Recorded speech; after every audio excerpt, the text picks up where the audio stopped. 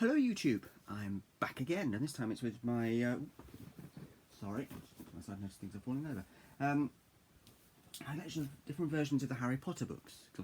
I'm actually a huge, I'm actually a massive Harry Potter fan, excuse me, and so I have got sort of I've got the beginnings, well, which would be quite good Harry Potter book collection. Now, I should point out I am nowhere near the size or scale of a collection like, say, the Potter Collector has, because his, Peter Kenneth, the Potter Collector, his Harry Potter book collection is literally a library. He refers to it as the Potter Collector Library. Mine's not a library at the moment, it's just a few different sort of sets of the books that I've collected with more on their way. Like, for example, I have the Harry Potter American cover paperbacks, but I don't have the hardbacks. However, I have given myself a promise that I will have those by the end of next year. So, yeah. Sorry, my glasses are annoying me. I am sorry about this. But, yeah. So I promise I'll have those by the end of next year. And so usually when I say something like that, it tends to happen because I don't hang around.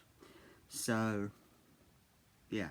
Now, so we should begin with my Harry Potter UK hardbacks, starting with,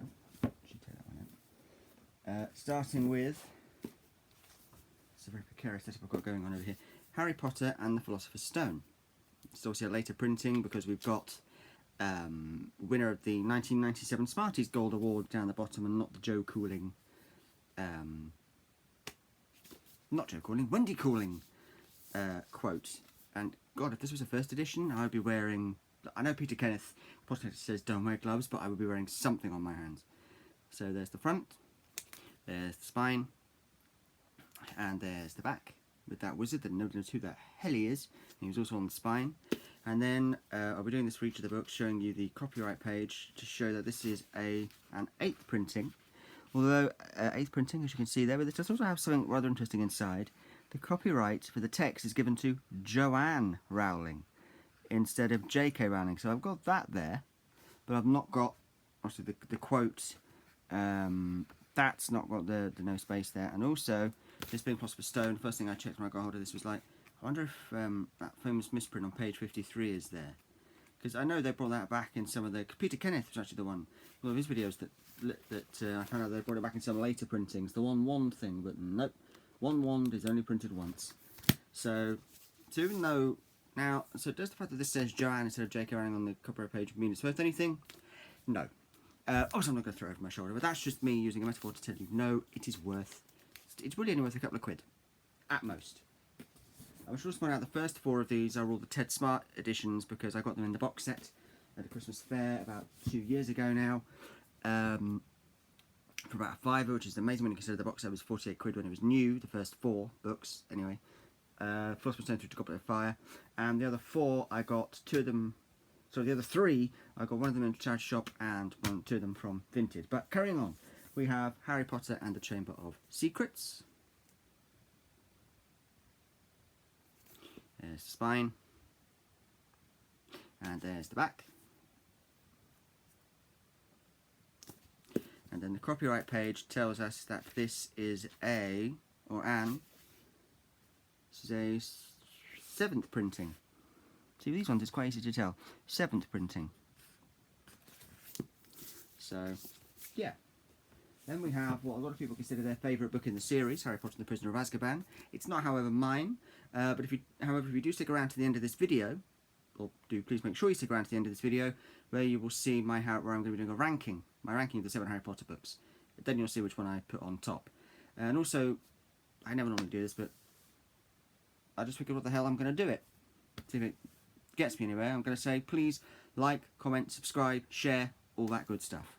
Harry Potter and the Prisoner of Azkaban. There's the front. Double Smarties Award winner. Double Smarties award-winning author. There's the spine. So I don't know very much about Sirius in dog form. You've got Hermione and Harry on Buckbeak on the front. Kind of casually giving away your own ending there, JK. But then you've got Sirius in dog form on the spine. And then Sirius in dog form on the back. And then the copyright page for this one tells us that this is a, again, it's a 7th printing. As you can see there. So that's kind of cool. So they're sort of early-ish, but they're not like super early, super rare, or anything like that. So then we have first of the long ones, Harry Potter and the Goblet of Fire. There's the spine. There's the back. Please pause this video at any point if you wish to read any of what's on these books. And then the copyright page for this one tells us that this is a 3rd printing. 109876 Yeah, it's a 3rd printing. So it's early, but not super early, as you can see right there. So it's early, but it's not like 1st or 2nd printing. It is only a 3rd printing. So it's not super early. It's not super special. It's just, again, it's only really worth a couple of quid. Although there's probably someone else would sit here and tell you, oh, it's a 3rd printing, so it's worth this much money. Well, no. Next up, we have the absolute tome. That's tome. That is Harry Potter and the Order of the Phoenix. There's the front. There's the spine. And there's the back.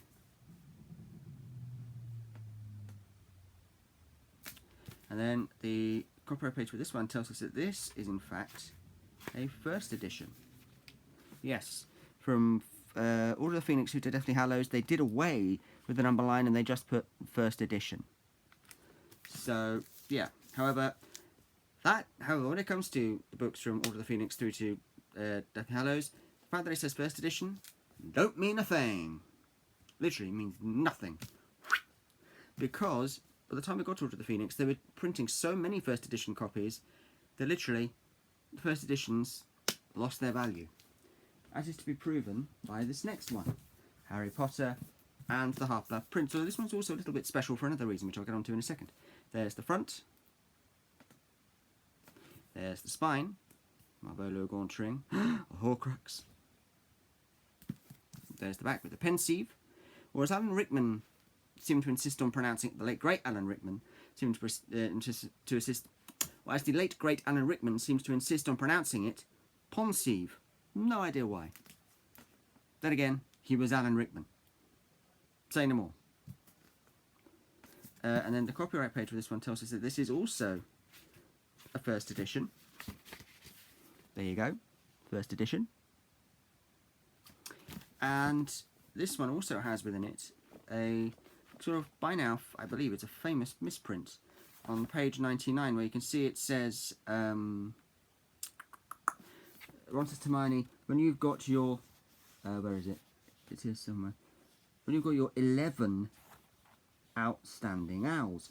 That's not supposed to say 11, as you'll see in a later copy of this book that I'll show you. It's supposed to say 10, but somehow it says 11. Keep an eye out for that mistake. It's coming back. And then lastly, we have for the UK hardbacks, we have Harry Potter and the Deathly Hallows. There's the front. There's the spine, which I know on this copy is horribly sun-bleached, but this is only. But also, as soon as I find a copy with a much nicer jacket spine, because this is only the jacket, I will, of course, buy that one. And then there's the back with Hogwarts and Forbidden Forest and the full moon. And then the copyright page for this one tells us that, yet again, it is a 1st edition.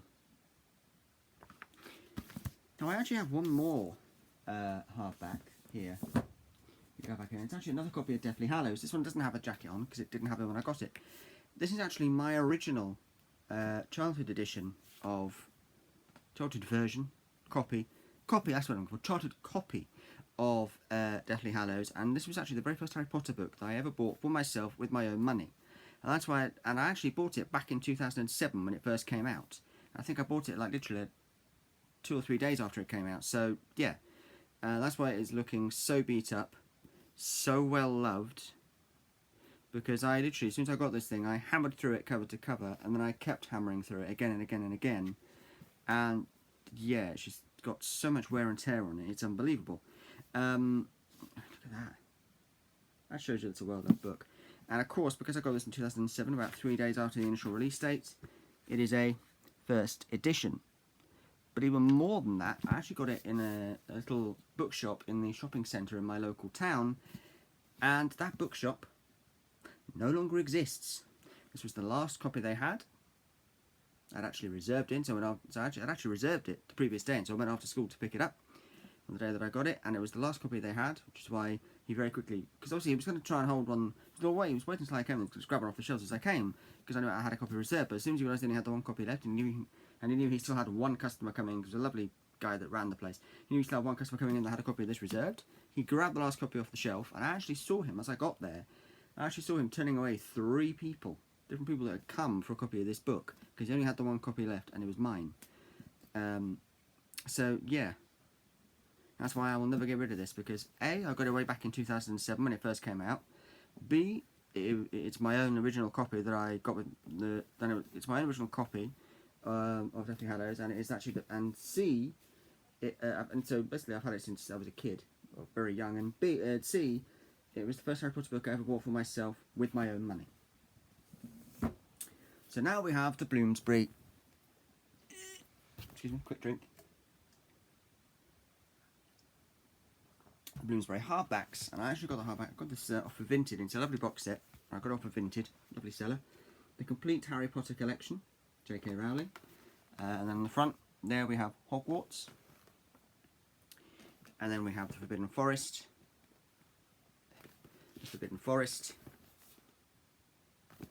and then Hogwarts again on the back, and on the bottom nothing but a barcode. So, opening this up, what do we find inside? I'm going to try and put this somewhere. Here we go, that'll do. We find all 7 paperback books. Hold on, let me just show what they look like all together first, because I think that's quite a nice little sight.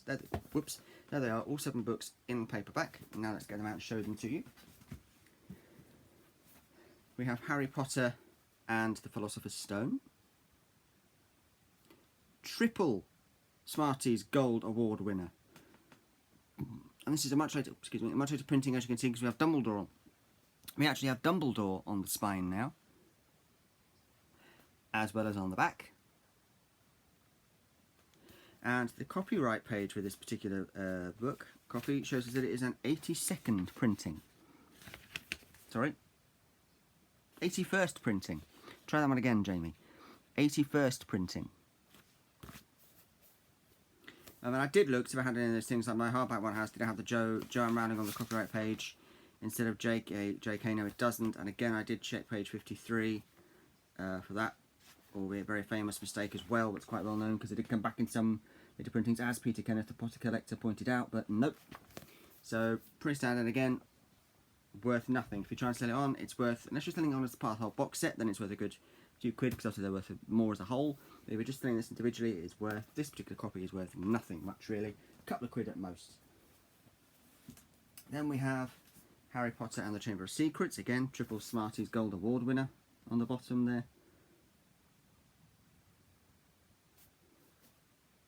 Spine and the back.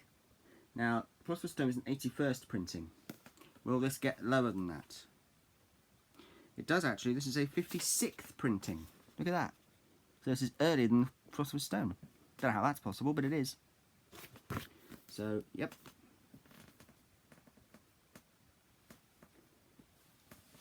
Next up, we have Harry Potter and the Prisoner of Azkaban paperback. And this one says, winner of the 1999 Whitbread Children's Book of the Year.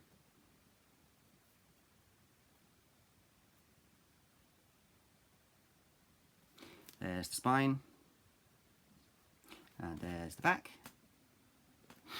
and this book is a 37th printing.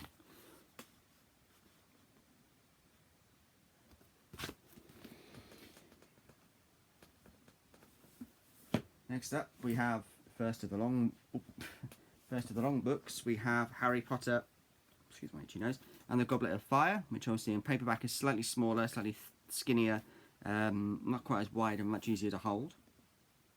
Goblet of Fire, there's the front, there's your spine with the owl there again, and there's the back. Look very carefully at the back, there's the owl from the spine, see?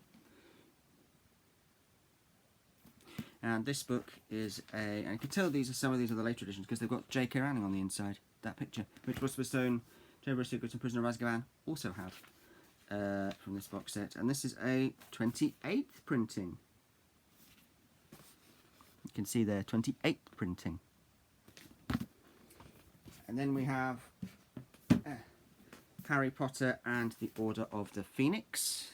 Again, much skinnier than its 9 mile wide hardback counterpart. That's been my running joke for years with myself, that the hardback version of this, when you see it, it looks like it's 9 miles wide. This is only about 3 miles wide.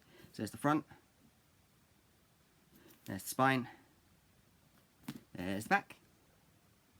And then this book, I think this is one of those first of those confusing ones, because it's either, I don't know quite know what this number line means. It's either a first printing or a second printing. So if anyone knows what it means when you've got the 9 numbers like that, please let me know. I mean, Peter Kenneth, if you're out there and you're watching this, long shot I know, and you know what this number line means, please let me know.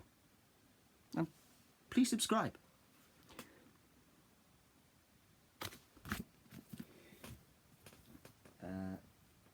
Get in. Then we have Harry Potter and the Half-Blood Prince in paperback. There's the front. There's the spine. There's the back. And then this book is a 10th printing. Oh no, 9th printing. Sorry, 9th printing. 10th printing. 9th printing. Which is what makes it all the more confusing. Which is why it's all the more confusing that this particular copy also has that famous misprint on page 99, where it says 11 outstanding owls instead of 10. That's supposed to say 10 and not 11. Both my paperback and hardback copies of Prisoner of Order of the Phoenix, both my paperback and hardback copies of Half-Blood Prince have that famous misprint in them. So yeah, and of course there's that picture of JK again. A lot of people like to say that that misprint is rare. It can't be that rare, seeing as how I've got 2 different copies of the book, one in paperback, one in hardback, and they both have that same misprint in them. And finally, we have Harry Potter and the Deathly Hallows in the original UK paperback. Oh, it's not the original, but you know what I mean. Slide, and then, yeah, and then the back. And then this one, I think, also has that confused... JK again. I think of these, the only one not to have it in there is possibly actually Order of the Phoenix. So anyone doesn't have that picture. Again, this is either a first or second printing. Again, anybody who's out there who knows what that number line means, you know, especially Peter Kenneth, if you're out there and watching this, I know a long shot, but anyone out there who does this sort of thing and knows what that means, please let me know. Because they're first, if my copies of Order of the Phoenix and Deathly Hallows and paperback are first printings, great. If not, also great. Put that back. Right. 18 minutes in. We've still got quite a little bit to go. Plus the promised ranking at the end. So next up, we have my Johnny Duddle paperbacks. Well, these are the newer newest covers, the ones I've got out at the moment.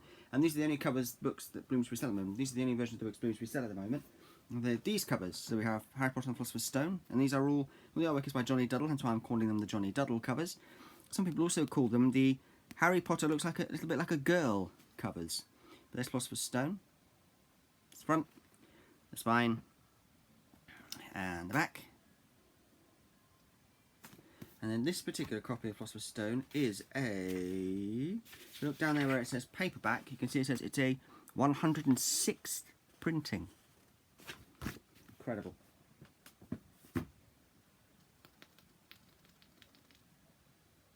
Sorry. Next up we have Harry Potter and the Chamber of Secrets. There's the front.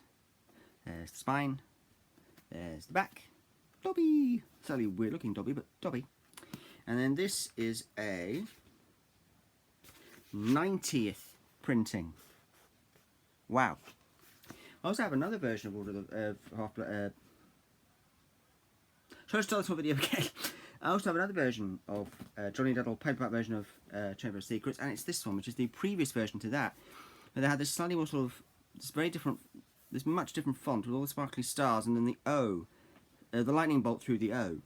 But other than that, it's the same cover on the front, the spine, and the back, minus the sparkly stars, of course, which I don't think are present on that one. No, they are, but they just don't sparkle. But on this one, however, they just don't sparkle. And then this particular version is it can't be a 90th printing, it's got to be earlier, surely. 21st printing, look at that. So yeah, I just thought I'd show you that because it's, sorry, very itchy ear. It's quite interesting to see that there was actually a previous version to this, and then Johnny Duddle was asked to redo it, but however, just put the movie font in there instead of that one. For the titles, or the Harry Potter wording, at least. Then we have Harry Potter and the Prisoner of Azkaban, Johnny Duddle paperback cover.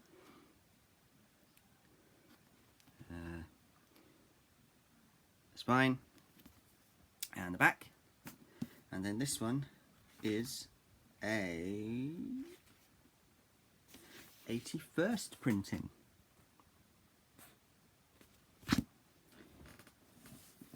Then we have Goblet of Fire, Johnny Duddle cover paperback. Front, spine, and the back. And then this one is again, it's an 81st printing. And then I also have a hardback version of the Johnny Duddle Goblet of Fire cover. Although this is the one with the previous edition where it's not the blue font, it's the alternative font, and it has a little lightning bolt through the O. Yep. Of course, this is just a standing plan, get a much nicer copy and a much nicer set of these. I picked these 3 hardcovers up because I saw them in the charity shop. There's the spine, and there's the back, and of course this just has like the quote, no blurb. And then the copyright page shows us that this is a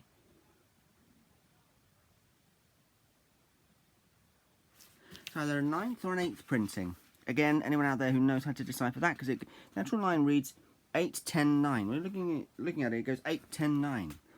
So is that an 8th printing, a 9th printing, or a 10th printing? Which is it? Please let me know. So, yep. Then we have Johnny Duddle paperback, Johnny Duddle cover paperback, Order of the Phoenix.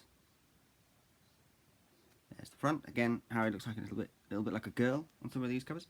There's the spine. There's the back. Snape. And then, excuse me, and then this is a 83rd printing, as you can see where it says paperback and then 83. And then I also have the hardback version of that book. Again, it's the one with the lightning bolt through the O. Again, it is slightly worse for wear because it was in a charity shop and I just picked it up because, yeah. But obviously I will eventually, hopefully, be getting a complete set of these in a nice box set eventually, hopefully. And then that way I can just put these to the side as spare copies. There's the spine. Again, you can't really read the title on that at all. And there's the back again. Snape. And then this one is a... Again, I'm not sure it's either a 5th or a 6th because the number line reads 6, 8, 10, 9, 7, 5. So again, if you're out there and you know what that means, how to decipher that kind of a number line, please tell me.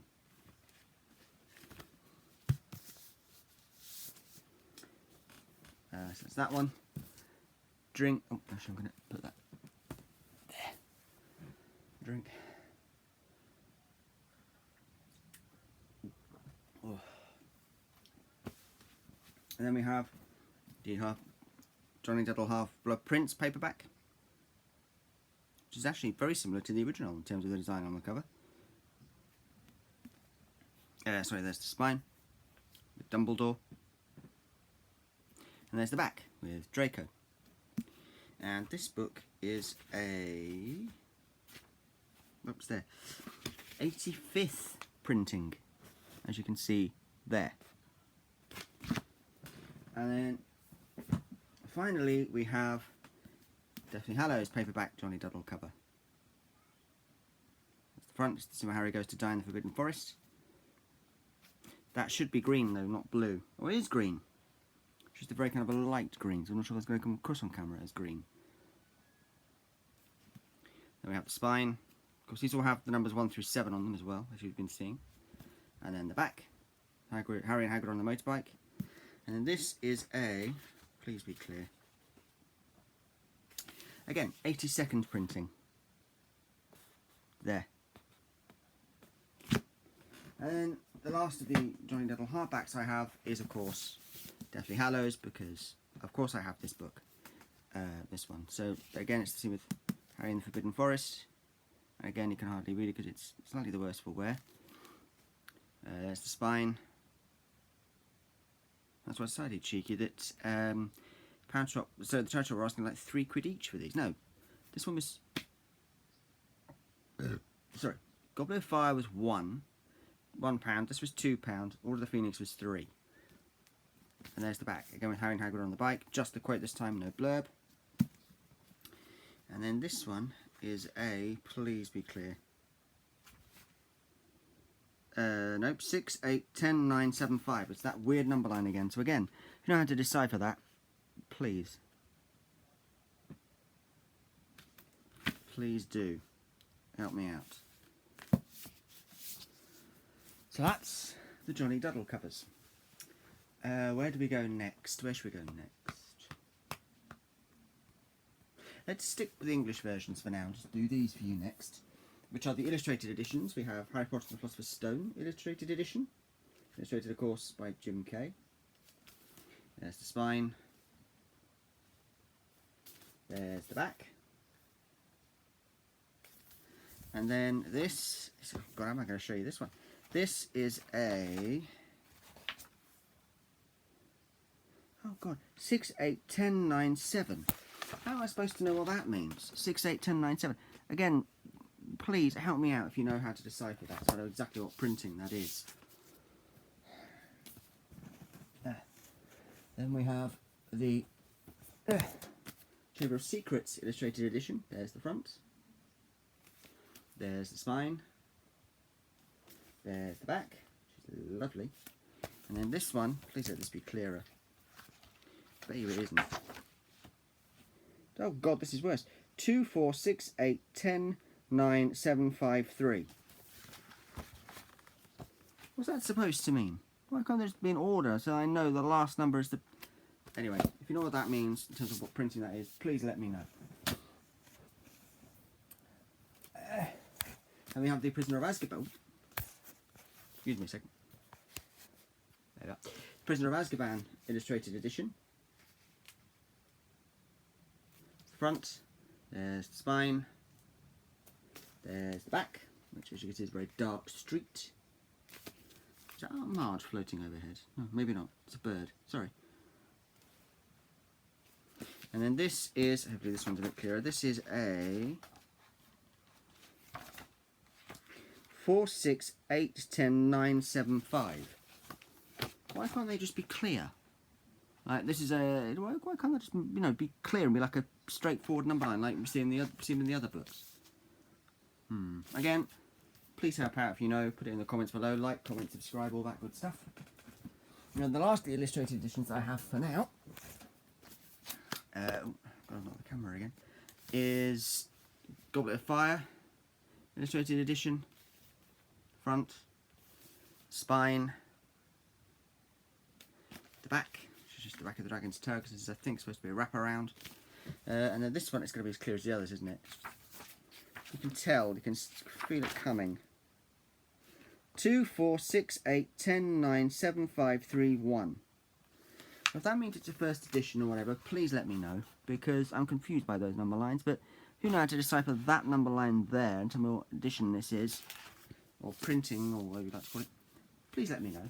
I'll put that over there. And sticking with the UK edition, well, sort of UK edition for now, I actually have a, well, see, people call it a translation. I say it's more a dialect it's been written in. And I got this because this kind of pertains to me. I shall explain why. It is the Harry It's Harry Potter and the Philosopher's Stone, or Harry Potter and the Philosopher's Stone, but this is, of course, the Scots edition. Why does this pertain to me? Because I am part Scottish. I'm actually at least half Scottish, and the thing is, this was actually translated into the Scots dialect by a man from Dundee, or in other words, a Dundonian. However, my sort of natively spiritual Scottish neck of the woods is Glasgow. Glasgow is Glasgow. So, yeah. But I just thought, you know, so some bits I'm like, there. What else is he talking about? I don't understand what I can't understand what they said. This guy's saying. This guy's saying. What's he talking about? He's not using his head. But yeah, so it's quite funny. Especially when you try and read this, it's just, yeah. Mr. Dursley was the head bummer at a firm called Grunnins, were made drills. And the first chapter, the laddie wha lived. I'm not even joking. I'll show you. Hold on. The laddie wha lived. Mr. Dursley was the head bummer of a firm called Grunnins, that made drills. Professor Dumbledore in this is called Professor Dumby Dykes. According to this book, hold on. In terms of the houses,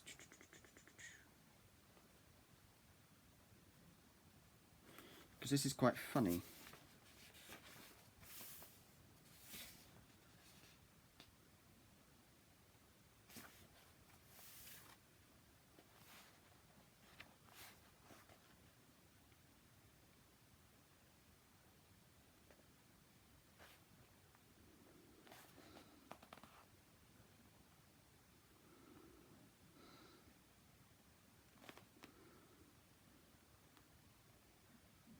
I'm a Corby Clook, because the houses are Gryffindor, so that's not changed. Then Hecklepeck, then I believe it's Hufflepuff becomes Hecklepeck, and then Ravenclaw, which I'm in, becomes Corby Clook. I'm a Corby Clook. How are you? I'm a Corby Clook apparently now. And then Slytherin becomes Slytherin. So it's not changed in the pronunciation, but in the spelling it has. So, right. That's enough. But that's the Scots edition of Harry Potter and the Philosopher's Stone, or Harry Potter and the Philosopher's Stone. Now remember that, right? So, yeah. That's also an interesting authority that pertain to me being, as I am, you know, half Scottish. And now we come to what was pretty much my whole reason for wanting to make this video, and was basically being the driving force behind most of the Harry Potter related book purchases I've made over the last sort of few weeks or so, because it was once I saw this on Vinted that I was like, this is it. It then became the engine driving this forward, and it is this, because I've wanted these for ages. Obviously, like I've said, the hardbacks are still in the works, and we'll have those by the end of next year, but this is the full box set of all 7 US Harry Potter books. And they all came in this lovely box. I've got to lean back a bit to show you. There's the books, and then on the side we have Harry Potter the Complete Series, J.K. Rowling. On the opposite side, or opposite end, Harry Potter the Complete Series, J.K. Rowling. This is where it gets fun. Oh, hang on. Actually, it's fine. On the top we have Harry Potter the Complete Series by J.K. Rowling, or just Harry Potter the Complete Series actually. And you can see all 7 covers there, but you will see them up much closer in a minute. And then on the bottom we have nothing. Oh, hold on. This is the bit where it gets fun. On the bottom we have nothing but the barcode. Can you see that? Okay. So now I've shown you that. Let's show you the actual books, because these have got to be some of my favourite Harry Potter book covers. So we have, and I can finally say this, Harry Potter and the Sorcerer's Stone.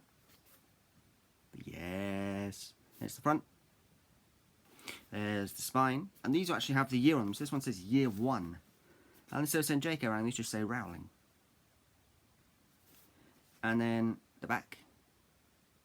And then this book is I'm trying to read this American numbering line, but I'm going to assume that since this is the line here, and 93, so I'm going to go to 93rd printing. So, yeah. Then we have Harry Potter and the Chamber of Secrets. Is that a basilisk down there? Oh no, it's just a snake. Harry Potter and the Chamber of Secrets. There's the spine. There's the back. And then this is a 57th printing.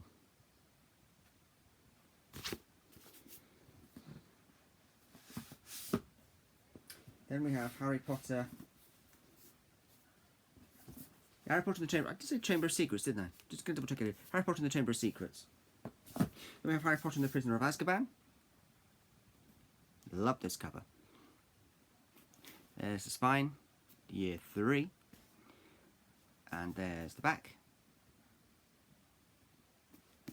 And then this is a 55th printing. See? 55. So 55th.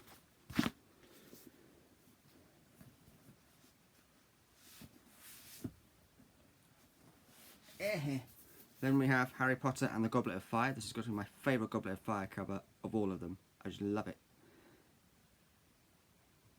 And then there's the spine, which obviously just has like title and year 4. And then there's the back, which is literally just the blurb. And then this is a... That makes it easier. It's a 40th printing. See? So that made it a lot easier.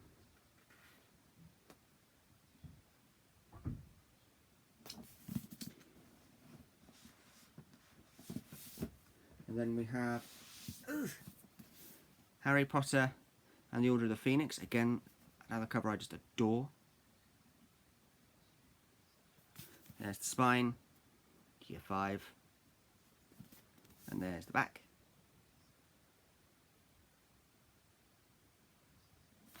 And then this one is a how we get lower than a 55th. Oh, did I go past it? No, I can't have done, can I? No, hold on. Sorry, this is where it gets complicated because you've got to keep looking carefully. Here we are. This is this is a 30th printing. So it's it's not massively early, but it's not massively late in the day either. Is that in? It's in. Then we have Harry Potter and the Half-Blood Prince.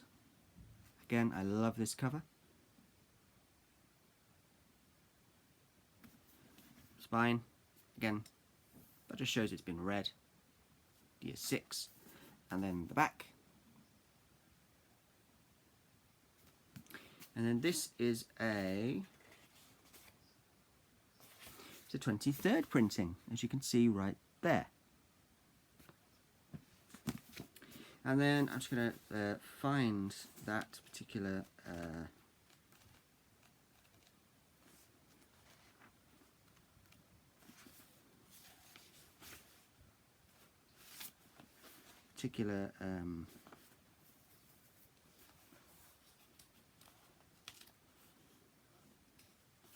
there is bottom of this page. If you look at the bottom of this page, it's actually page 100 in the American version, but you can see here, and when you've got your 10 outstanding owls, 10 outstanding owls, not 11, but 10 outstanding owls. That just proves to you that I do actually have 2 copies of this with the mistake in. This unfortunately doesn't have the mistake in it, but it's nice to actually have a copy that doesn't have the mistake in. And then of course, lastly, we have Harry Potter and, get back down, the Deathly Hallows. And again, I do actually quite like this cover. I don't know why. Just something about it that makes me go, yeah.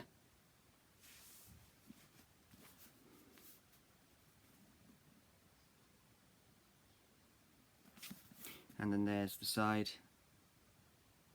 or the spine, sorry, the side. And excuse me, and the back, which interestingly, there's no blurb on this one. If you want to pause and read that, it's all just praise for this book. And then this book is a Come on. Wow, it's the earliest one yet. It's a 15th printing. Can you see? 15th. So, yeah. Well, that's all the books I have for you for right now until I get some more, which hopefully will happen next month. But I won't tell you why, but I won't tell you why right now. I'll leave that as a surprise for next month. But I did promise at the beginning that I would do my ranking of all 7 Harry Potter books. And as I've got the American box set next to me, why not use that? So, I actually wrote this down and I don't have it with me. Which is awkward for this bit, but I think I can just about remember most of it from memory. So, in 7th place, I have...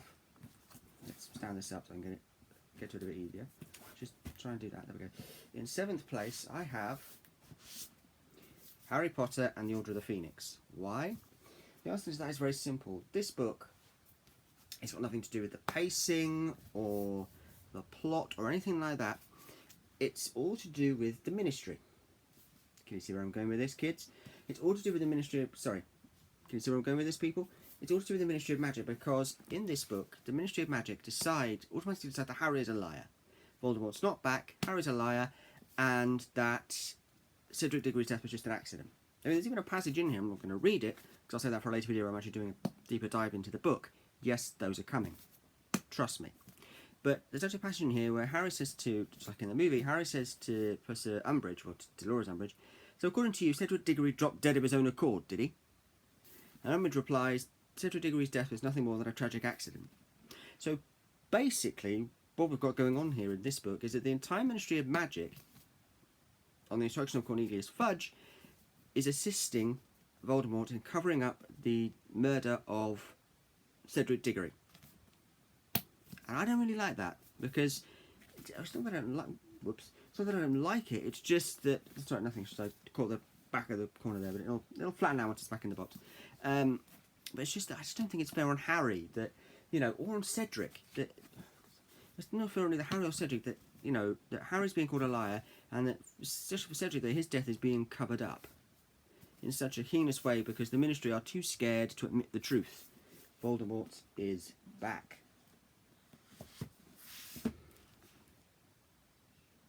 Rant over. Sort of.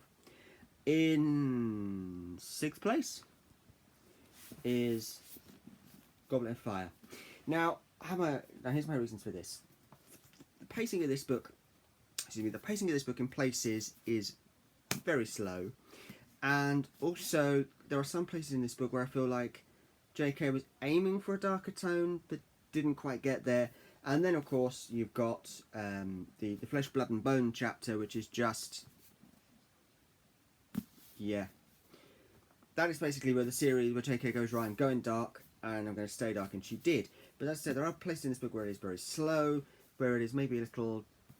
There are places early on, like at the Quidditch World Cup, where J.K. goes a little bit too dark, a little bit too quickly in this book, I think. The dark stuff should have all been left, really, for the Voldemort at the end. But yeah, so it's the pacing issue. There was also a pacing issue. There are pacing issues with this book. Pacing issues. Somewhat going a little bit too dark, a little bit too quickly, I feel, and also the fact that, in my opinion,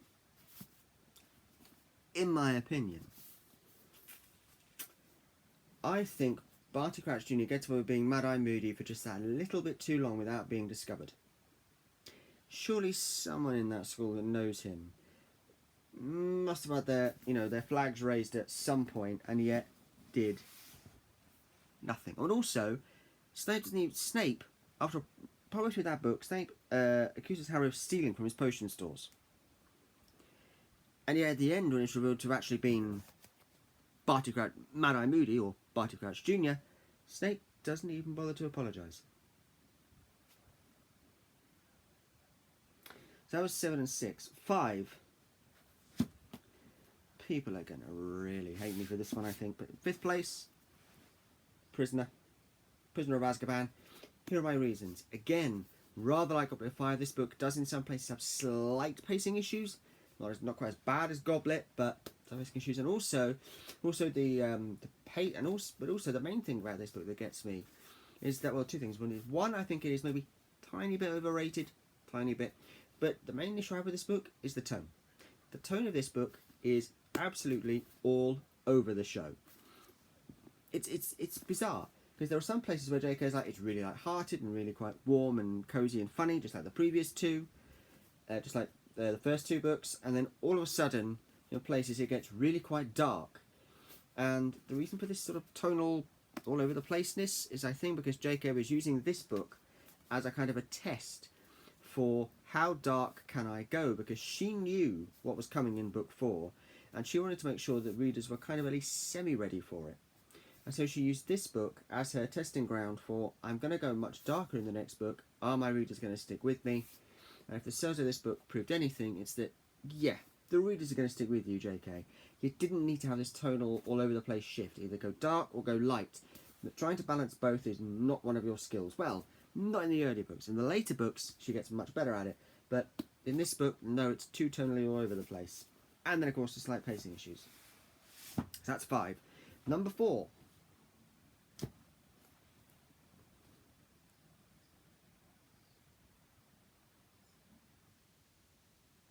No, I'm right.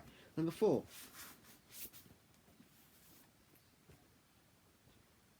Number 4, Harry Potter and the Half-Blood Prince. Why? Because the only real nitpick I have with this book, this is why it's high on the list, is that it has slight pacing issues in places. That's it. That's all I got. Other than that, I love this book. I especially love Voldemort's backstory. So that's why it's so high. That's why it's number 4 and not lower, because I can only think of one little tiny nitpick to have with it. Is that it has tiny pacing issues in places. But other than that, perfectly good book. I love it. Number 3, Harry Potter and the Sorcerer's Stone, or Philosopher's Stone if you live over here in the UK like I do. And my reason for putting this one at number 3 is it's a great book. I love it. Actually, I've got nothing bad to say about it. These top 3 I have nothing bad to say about. I'm just putting this number 3 is because there are, even though this is, it's the very first. It's one that introduced us to the Wizarding World, and so therefore it's the most iconic. Literally, this is literally the most iconic Harry Potter book, due to it being the first.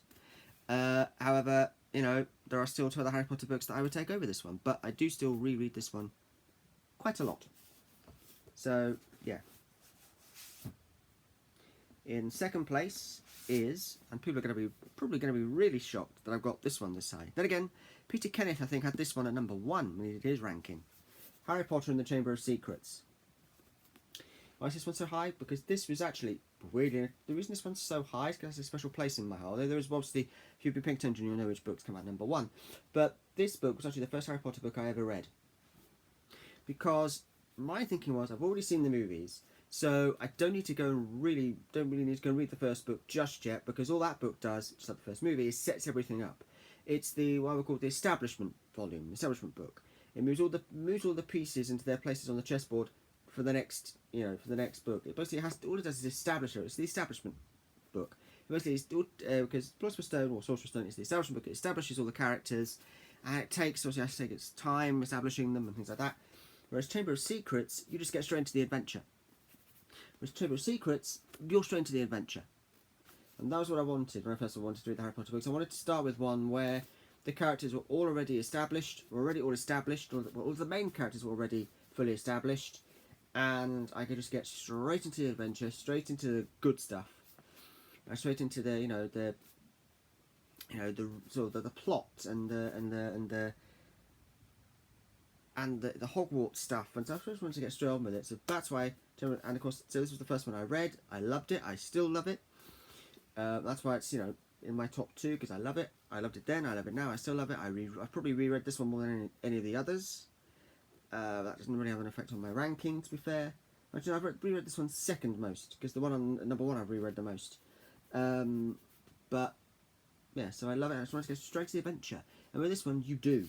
So that was why that was the first book I ever read. That's why Chamber of Secrets was the first book I ever read. Because I wanted to go straight into the adventure, straight into the fun and the mystery, and yeah. And so if you've been following this, you'll already know which book's at number 1. At number 1, my favourite Harry Potter book is Harry Potter and the Deathly Hallows. Why? A lot of people are probably going to say in the comments that I've already put this one at the top because it's the one that wraps everything up and it's the one that, it's the ending, and with my ADHD brain, I like to get to the ending fast. No. My ADHD autistic brain, yes, I have both ADHD and autism. I'm an anomaly, wrapped up in an enigma, surrounded by an impossibility, sort of all couched together in a lovely mystery. But, what do I describe myself like that for? I know, but no, the reason this is my favourite is because not only is it the darkest of the 7 books, but in certain places it is also the funniest of the 7 books. This is the one where JK finally got that balance of light and dark perfect. In the early books, she really, really struggled with it. I mean, I think she pretty much struggled with it until, in my opinion, JK struggled with balancing the light and the dark elements of these books until roughly around about Order of the Phoenix. Then she started to get it, slightly. Then, of course, she vastly improved in Half-Blood Prince, and then in this one, she just hit the nail on the head perfectly. It's like, my favourite bit in this book is Ron and Hermione's first kiss, because they're standing there in the Room of Requirement. Hermione's got her arms full of basilisk fangs, and I think Ron has as well, if I remember rightly. And Harry's shouting after Ginny that Ron and Hermione need to talk, so she can go outside for a minute with Tonks, but she has to come back in. She's like, we need you to come back in, you've got to come back in. And Ron suddenly goes, wait a minute, we've forgotten somebody, haven't we? Harry's like, who? And Ron goes, the house elves will be down in the kitchens, won't they? And Harry's like, what? Do you mean we should get them fighting? And Ron goes, no, I think we should tell them to get the hell out. I think we should tell them to get out. We don't want any more Dobbies, do we? We can't order them to die for us. Excuse me. At which point there's a oh and a clap. There's a big sort of a oh. And they went oh, sort of a oh, Ron, and then bang, these basilisk fangs go all over the floor. So and the book tells there's a massive clatter of basilisk fangs as Hermione drops them all on the floor. She then runs at Ron, flings her arms around him, and starts to kiss him. And says in the book that Ron responded with such enthusiasm that he lifted Hermione off her feet. Now Harry says, "Is this the moment?" To which nothing happens other than Ron and Hermione embracing each other still tighter and swaying on the spot. At which point Harry raised his voice and shouted, "Oi! There's a war going on here!" Yeah. That moment is played so perfectly in the book that I'm amazed the film got it so wrong. Because in the film, Harry's not even there. Ron and Hermione actually happens in the Chamber of Secrets in the film, not in the book. The book did the kiss better. Also, I much prefer the book's ending to the movie's ending. By which I mean, in the book, what they did with what J.K. did with the Elder Wand. In the book, also, actually, go on to that in a minute. I much prefer what J.K. did with the Elder Wand in this book. By which I mean, in the book, J.K. just had Harry simply put the Elder Wand back in Dumbledore's tomb, saying Dumbledore's portrait, I'm going to put the Elder Wand back where I found it, back in your tomb. Because that way, once it's back in your tomb, once I die a natural death, that'll be an end of it. I will never have been defeated, I will never have been disarmed, it'll be over. No one else will be able to take control of the Elder Wand, that's it. I will literally die its rightful owner, and therefore I will always be its rightful owner. I like that ending, because that's better than what the film did by having him just snap it and chuck it away. I somehow don't think that the wands in the books would be that easy to snap. Although, they do say, don't they, that, is it mentioned in the books, I think, in the very first one, in the scene on Ollivanders, where Hagrid's talking to Ollivander about being expelled, and Ollivander says, they snapped your wand in half, I suppose. Shame. Nice wand. Or something like that. But so I don't like the idea of the Elder Wand being snapped. Because I think Harry would would see that as a sign of disrespect to Dumbledore if he just snapped the wand. But one of my other favourite thing about this book, and the one thing that I really praise this book for, above all else, is how J.K. decided to handle Voldemort's death. Voldemort literally died as a normal man. He just fell over backwards and hit the ground with a very disappointing thud. A disappointing, pathetic thud, really. However, in the movie, Voldemort broke apart like this ethereal being. No. In the movie, they literally missed the point of Voldemort's death.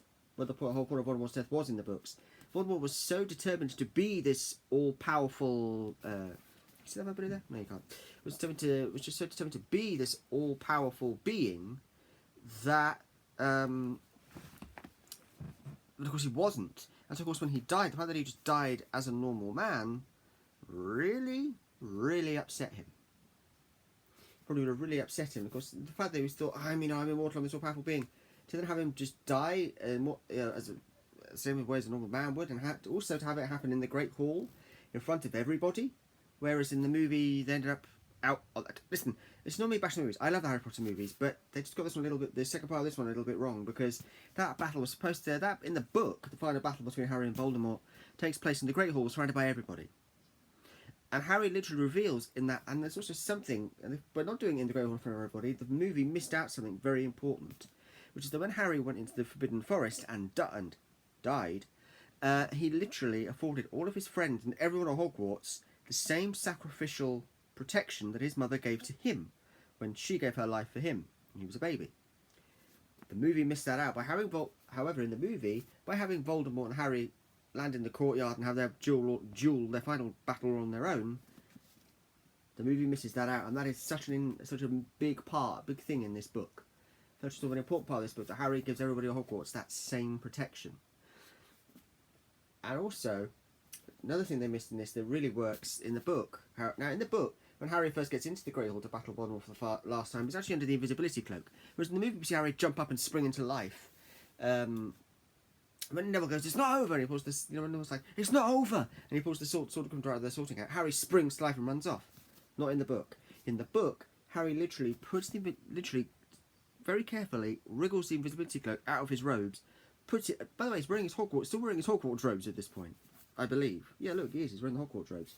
So he never took in the movie. He took those off again. Not in the book. And he puts it over himself to the cloak, and he drops carefully at Hagrid's arms and sprints and disappears. And Hagrid's like, "Where's Harry? Where's Harry?" At that point, that's Hagrid's going, "Well, Harry, where's Harry? Where's Harry?" That's when everybody starts to realise, wait, Harry's still alive? And so he actually sneaks into the Great Hall under the invisibility cloak. And the thing in the book, the thing that forces Harry to reveal himself and actually start his final duel with Voldemort, is the fact that Voldemort was about to attack Mrs. Weasley.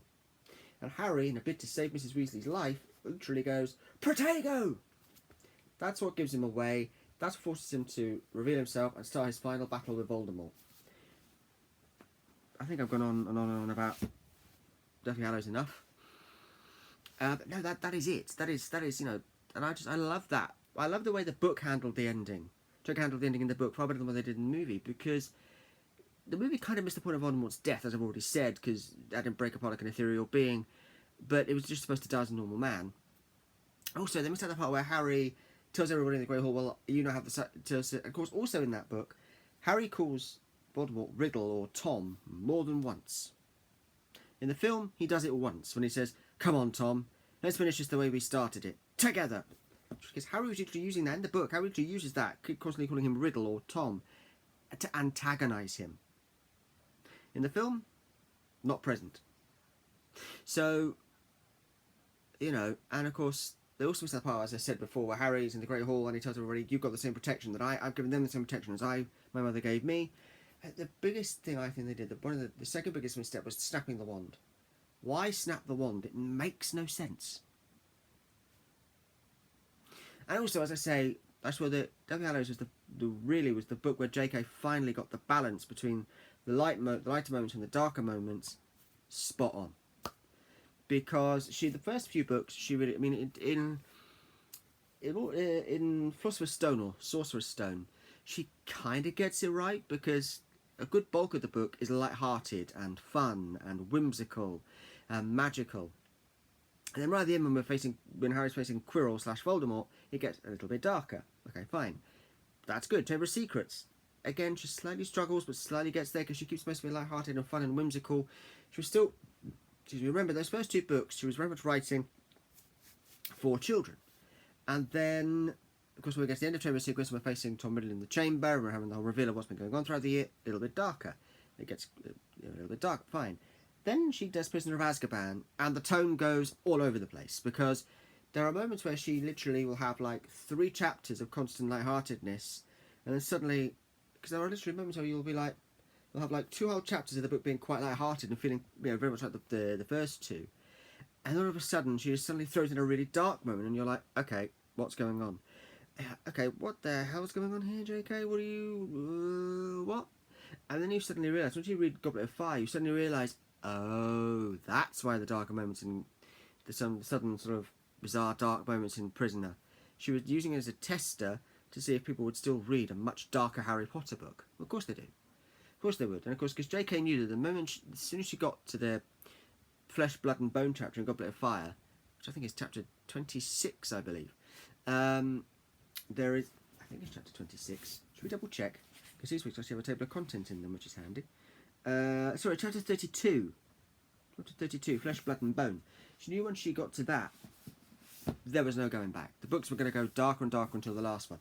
But for me, as I said, Deathly Hallows was the one where she finally got that balance between the light and the dark perfect. Like the Ron and Hermione's first kisses have already explained.